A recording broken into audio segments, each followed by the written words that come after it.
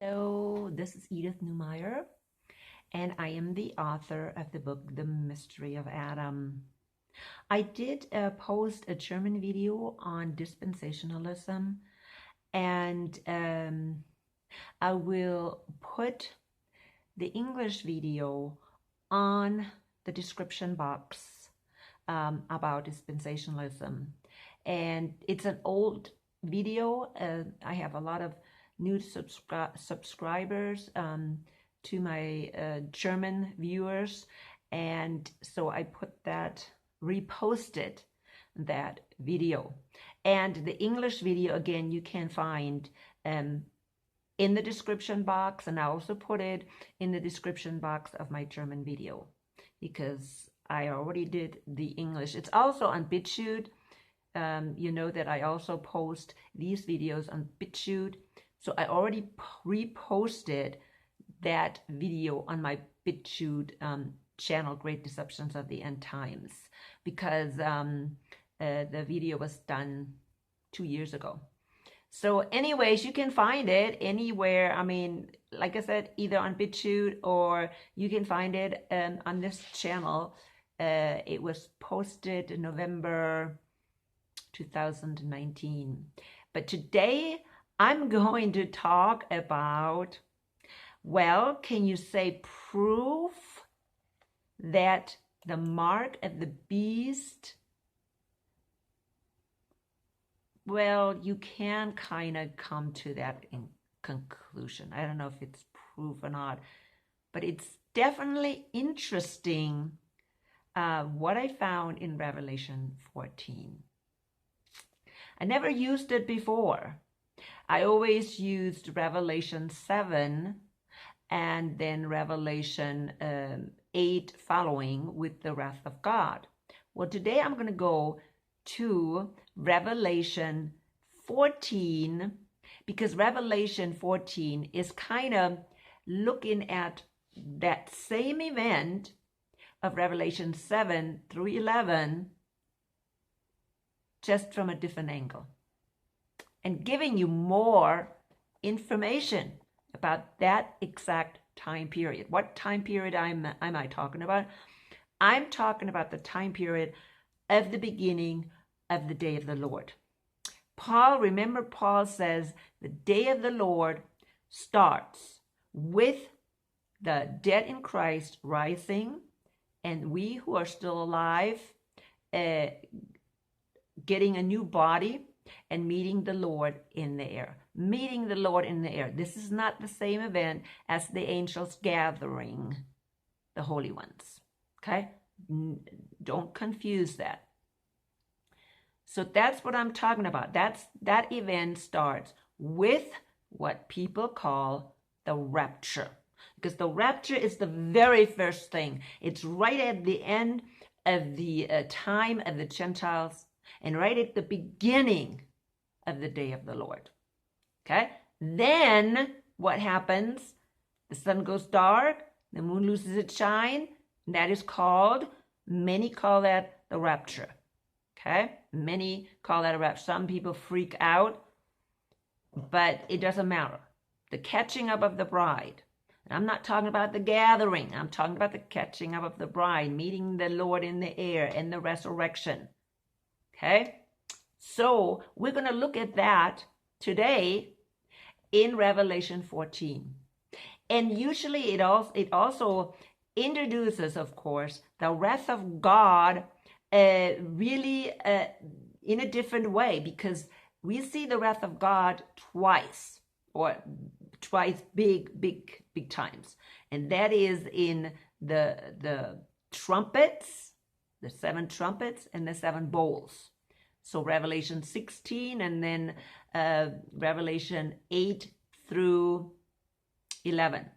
That's where we see the wrath of God twice from a different angle. Now we're going to see another angle of the wrath of God. Okay? Or, kind of an introduction, because then in 16, this is 14, we actually see again the chronological happening, okay, of the 7 bowls. So let's start. I think this is really interesting, and because I never looked at it this way. Now, what happens in 14? The first thing that happens in 14, we see the Lamb standing on Mount Zion. That's how it starts, right? And I looked, and lo, a lamb stood on Mount Zion. Who is that? Of course, that's Jesus, right? He's standing on Mount Zion, and with him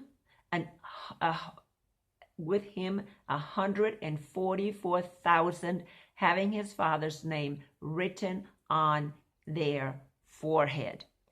Who are those? Those are not the 144,000 sealed. Okay, it's not talking about the sealed. They're not sealed. These have the name of the Father written on their forehead. Okay, so it's not the sealed. They're 144,000. Why? 144,000 is symbolic. Why? 12 times 12 times 1,000. Perfect number. 12 is perfect number. Complete number. So you have 12 times 12 is 144, complete and more complete times 1,000. That's why the sealed also are 144,000, because it's symbolic complete number. Okay, so, but this is not, and that is in Revelation 7, if you know. That's not it. Okay, they're different. They have the Father's name written on their forehead. Who are those? Now, that's not the angels, right? Who is in heaven? In heaven are the angels and the bride of Christ, right? The believers. They are in heaven. Nobody else. So, at least the believers, of course. Do they have their name, the Father's name written on their forehead? Of course. Now we will see them described in more detail.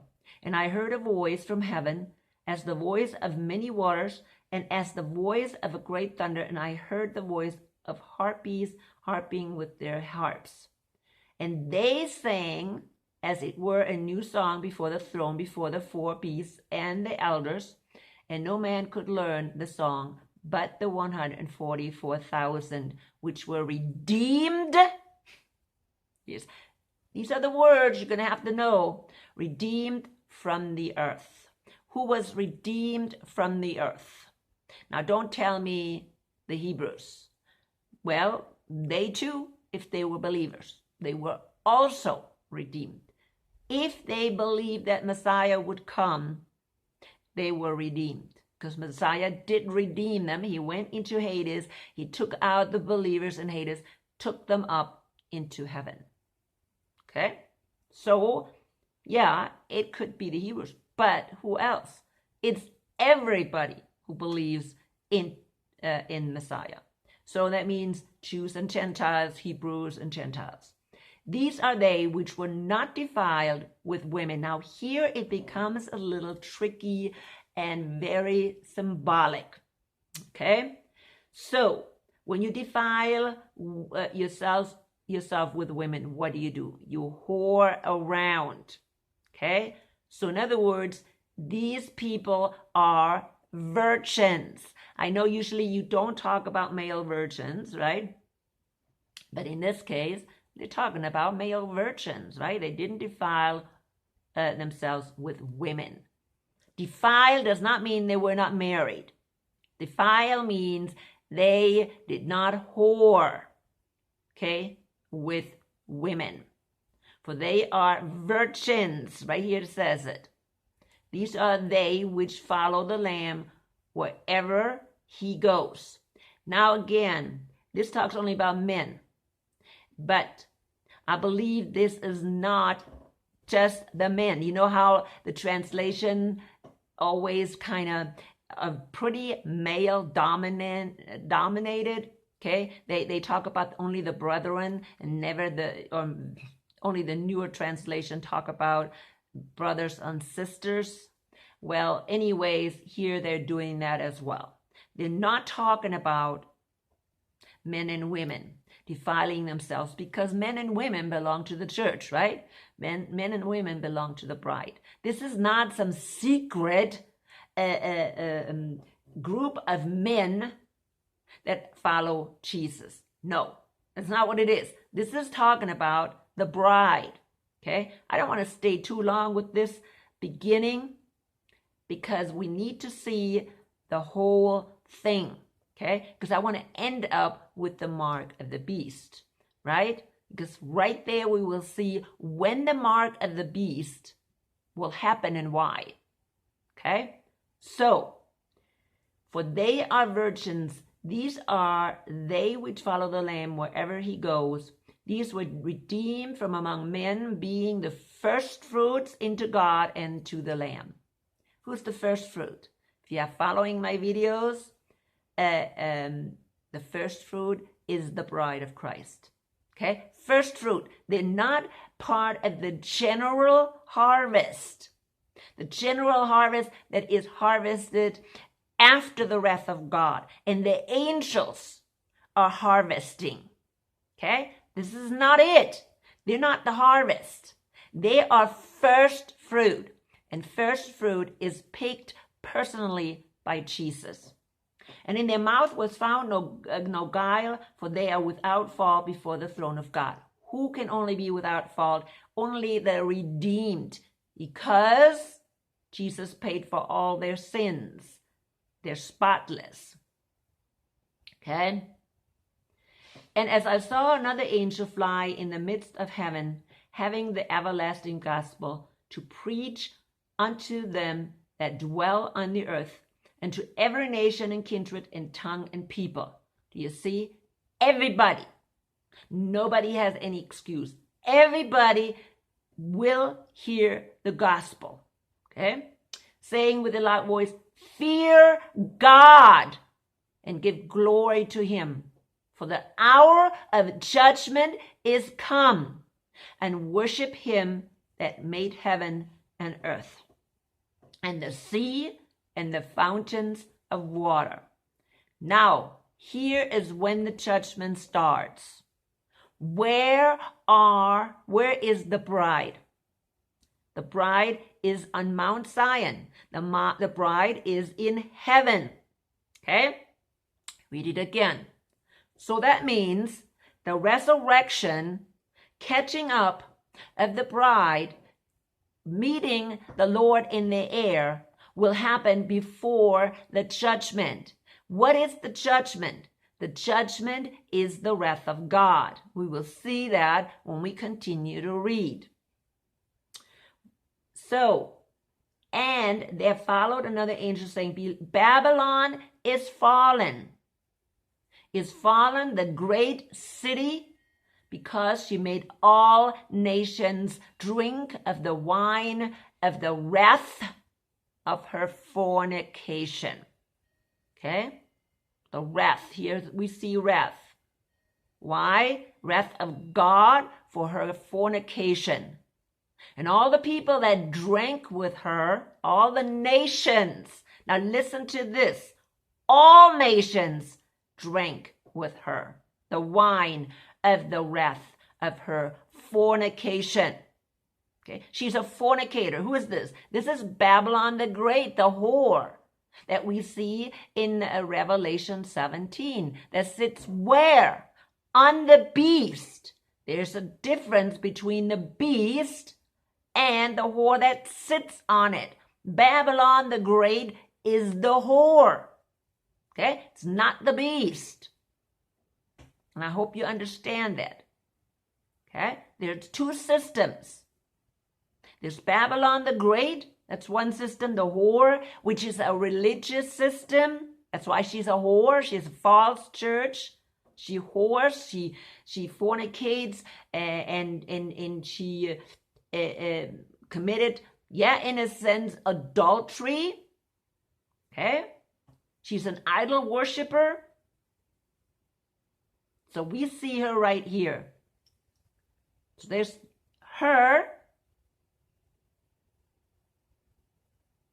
So it says, and there followed another angel saying, Babylon is fallen, the great city. Why is it a city? Okay, this is not Jerusalem. Many believe that this city, Babylon, is Jerusalem. No, this is a city-state. That's why it's mentioned right here, great city. Okay, who is a city-state? The smallest country in the world. Who's a city-state, smallest country in the world? It's not Jerusalem, right? No. Who is it? It's Rome. It's the Vatican. Not necessarily Rome, but the Vatican. Okay? So don't forget that. It's the Vatican. Of course, it was situated in Rome, but it's not the worldly Rome. It's the Vatican. The Vatican is a city-state because she has made all nations drink of the wine of the wrath of her fornication. Now, all nations. Okay? Who in Jerusalem? Do you think Jerusalem is making every nation drink of the of the wine of fornication? No. It has to be a religion. Okay? Jerusalem is not a religion. Judaism is, but it's not associated with Jerusalem. Okay? Vatican is absolutely a religion. Okay? And that's why. Because the Vatican is Babylon the Great. Read the description in Revelation 17. Then you know it. And a third of the angels followed them, saying with a loud voice, if any man worships the beast and his image and receives his mark in his forehead or in his hand, the same shall drink of the wine of the wrath of God. Okay, so here very clearly we're talking about the wrath of God that is following the, and I'm going to use the word rapture. Okay? Just use the word rapture. Why? Because the definition for me, the definition of rapture is the catching up, first the resurrection of the believers and the transforming of the bodies of the still people alive, and they're catching up with the bridegroom. That's my definition of what rapture is. Okay? According to what the Bible is reading. Nothing else. That's all it is. So everybody knows what it means. All right? So it says right here, the same shall drink of the wine of the wrath of God, which is poured out on without mixture into the cup of his indignation, and he shall be tormented with fire and brimstone in the presence of the holy angels and in the presence of the Lamb. So we're talking about not only the wrath of God, but also them being thrown into the lake of fire, because that's eternal, condemnation or whatever. Shall be tormented with fire and brimstone in the presence of the holy angels and in the presence of the Lamb. Okay? Now, I know I have problems with that too, because people will say, well, is God really that horrible? I don't know. I don't know it. Okay? I don't know it. I don't know if that's what John saw it, because that's his idea. Don't know. See, this is John's vision. So John sees things, and in a sense, his interpretation gets into this too. Okay? So it's not like God gives them the words. No, this is a vision that he saw. But let's go back to the beast in verse 9. If any man worship, that's where I wanted to get today. Okay? Now, the whole thing needs to be addressed before I get to the mark of the beast. Okay? Number one, it is after the rapture. It is during the wrath of God. Okay? That's when this is happening. Now, I have talked about the mark and how it's related to this in my videos. Go on BitChute. I can talk more freely about these things on BitChute. I have several videos there. But this right here is an introduction. Maybe not even an introduction, but it's already worshiping the beast. Okay? It says, if any man worships the beast and his image. What is the image of the beast? We're thinking maybe a statue or a picture or whatever. But an image can be anything. Any representation can be an image. Okay? Any representation. Think about something that represents the beast. Now, what is the beast? Now, we have two things. We have Babylon the Great and the beast. They're two separate things. Okay? Two different things. One is a religious system. I already explained that, the Vatican. The other is a beast, which is a political system. So, let's think. What political system have we had around? Because, see, Daniel only saw 4 beasts coming out of the sea, right? And so did John in Revelation 13. You saw that. You saw the 2 beasts. One was the one that also Daniel saw, the 4th beast. That lasts until Jesus returns. What beast was around during John's time? That was the Roman Empire. Now, some people think the Roman Empire died, but that's not so. The Roman Empire continued, because if that would have been the case, then that 4th beast would have been dead a long time ago. But it isn't. It's lasting until the end. How can that happen? Well, because this beast, this 4th beast, transformed. Look at chapter 13. And transformed and had these 10 horns. Okay? Had the 10 horns. Now that is the European or Holy Roman Empire. Okay? So the Roman Empire continued as the Holy Roman Empire. So that's that one beast out of the sea. There's a second beast. Okay, so if we're thinking about this first beast is the Holy Roman Empire, which is Europe, which still exists today. It had a head wound. Why? Because it was almost destroyed after the First and Second World War. But it came back to life. And now we have what? Europe, right? Europe. So it's still alive. A little bit different, but it's still there. And then we have the second beast out of the earth. Okay? Which actually causes this worship of the first beast and the image. Okay? And his mark in his forehead or in his hand. Okay? So who does cause it? It's the second beast. Read chapter 13. The second beast out of the earth. That's the one that causes it. And again, it's a beast. It's a political system. So we have Europe. What's the next? What is the other beast out of the earth? I have said that in my videos over and over.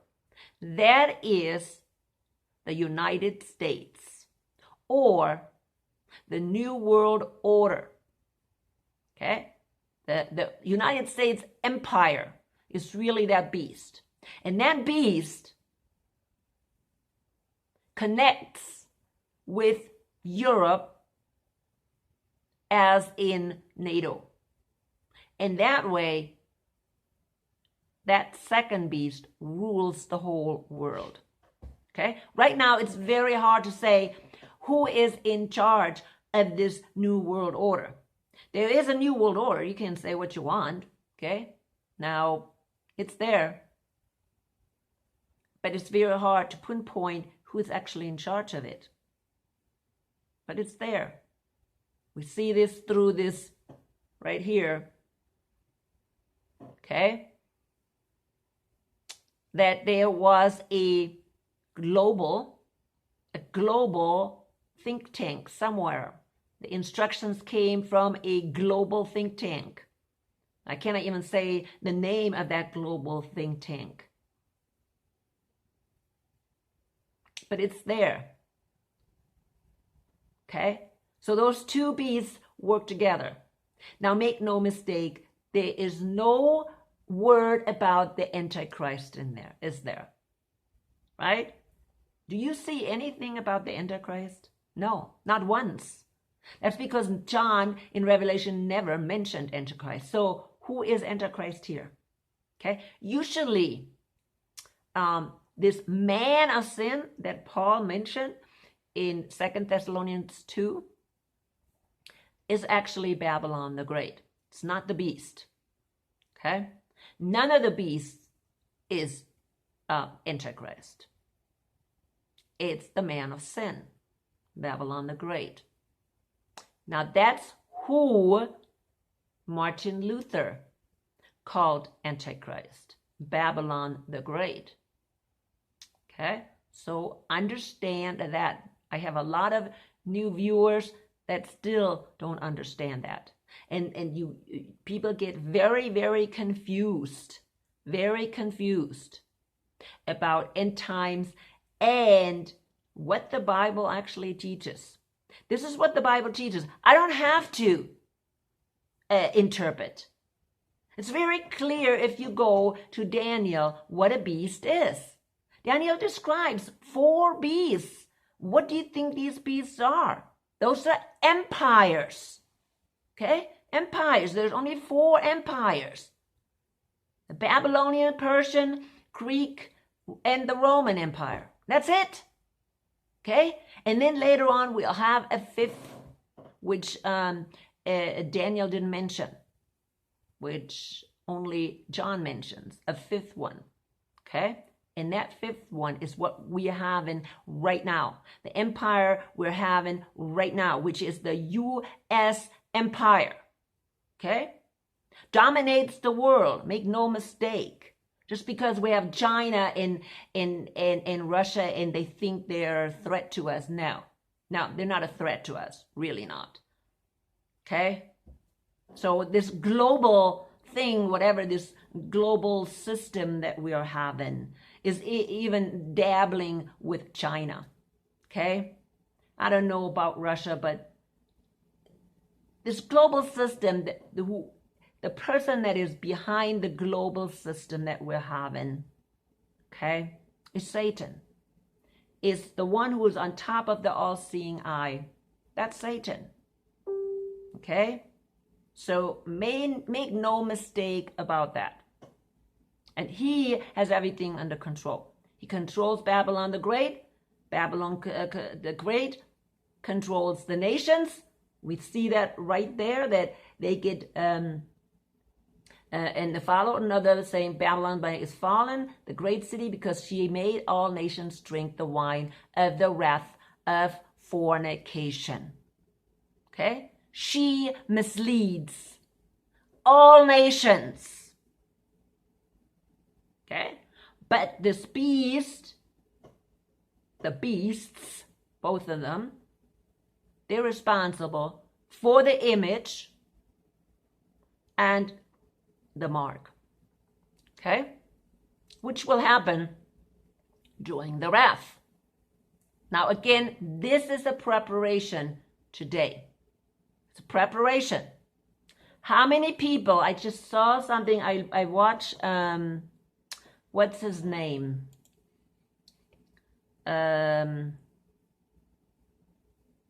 What is this guy? Stu, what's his name? Stu. See, now I can't get it. Oh, Stu Peterson.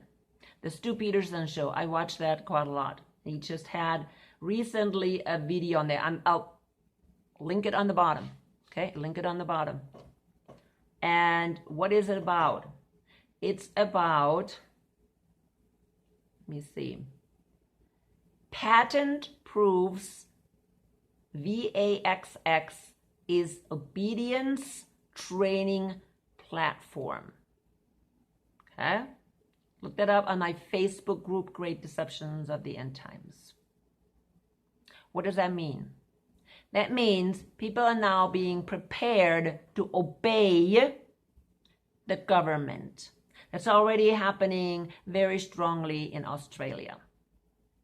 Okay, whatever happens in Australia may end up here. They're the first ones using this app. They are totally controlling people, supposedly using this, right? Or this. Those little microbes to control people and to see how many people will bow down and worship the government. I'm going to call it worship because that's what it is. I call it worship. When you bow down to the government and blindly follow the government, it's worship. Okay? You don't need to have a statue or whatever and bow down like that. No, you bow down to the government, regardless of what your conscience tells you, or because you're fearful, or whatever it is. You bow down. You worship government. Okay? And that's exactly what they're trying to do. Okay? Now, I want you to think about that because it's very important. It's very important for your salvation. You think about who you are going to worship. Okay? Are you going to worship your doctor? Are you going to worship science? Are you going to worship the politicians? Oh yeah, I'll bow down. Bow down. Okay? Now, I know a lot of people, I'm going to use some Trump supporters, right?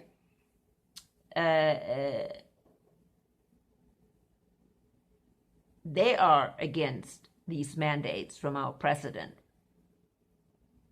And yet, they're still bowing down if they get this.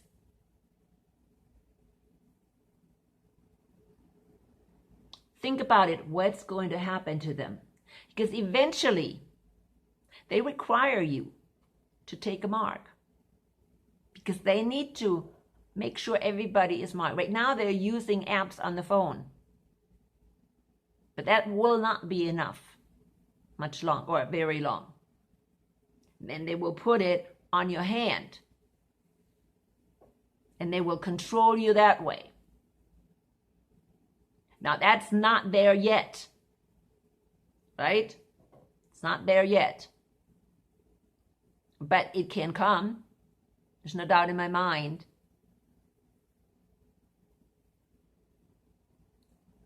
But this is what will happen when the wrath comes. So yeah, there may be an introduction right now with this, which we cannot accept because we are the temple of God and we cannot destroy the temple. And surely we cannot take the mark because, I mean, it's obvious, right?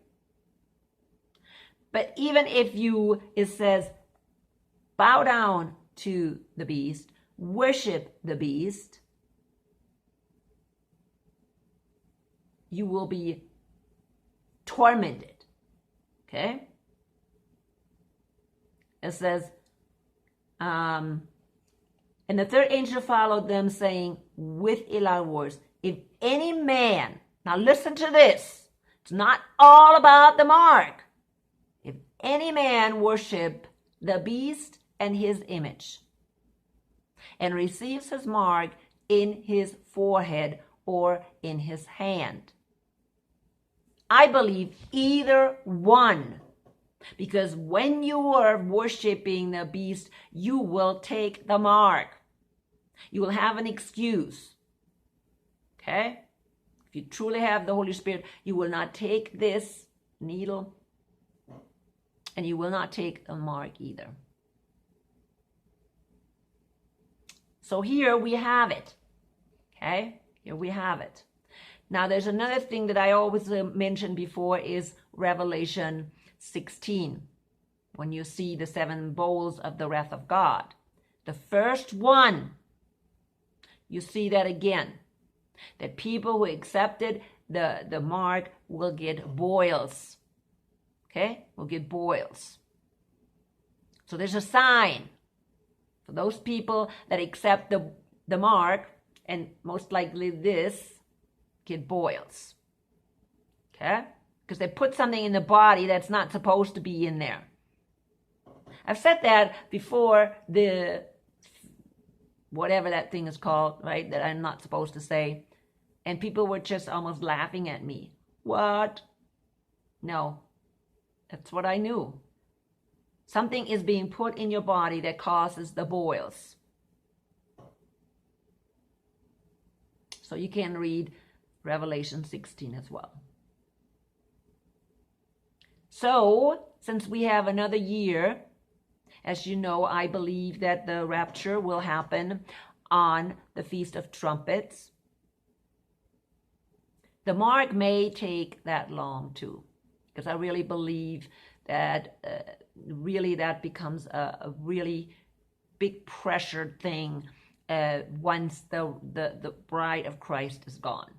Once we, the believers, the true believers, not all Christians, right? The true believers are gone. That's when, or maybe it could be even at the beginning, when you still can get away with it, but eventually you can't get away with it anymore, and, you know, you cannot buy and sell anymore. So, I'm coming to an end, people. We're living in the end times, and Jesus is returning. I have said in my videos, please prepare yourself. You have another year to prepare. Is he coming next year? I don't know, but every year there can be a possibility that he is returning. Okay?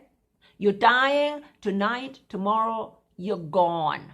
You'll be the ones that will be resurrected during the rapture. I personally believe when you die, that time almost like stands still, and the next thing that will happen is that you're going to be with the Lord. That means you will be, that the rapture will happen. Because the time is different. When you're leaving the body, you're going into a different dimension, and time totally does not exist like it does here in our three-dimensional world. But I'm coming to an end. Don't want to start a new topic. I hope that was helpful. If you have any questions, let me know. Go to my Facebook page, befriend me there. Great Deceptions of the End Times. I always post some really good political and, and up-to-date kind of things. Things that point us in the direction that Jesus will return soon. Okay? Anyways, let the Holy Spirit guide you always. Always. Because that's all we can do, is really be connected with Jesus and have the Holy Spirit so we can see what is the truth. And we don't get misled by false teachers.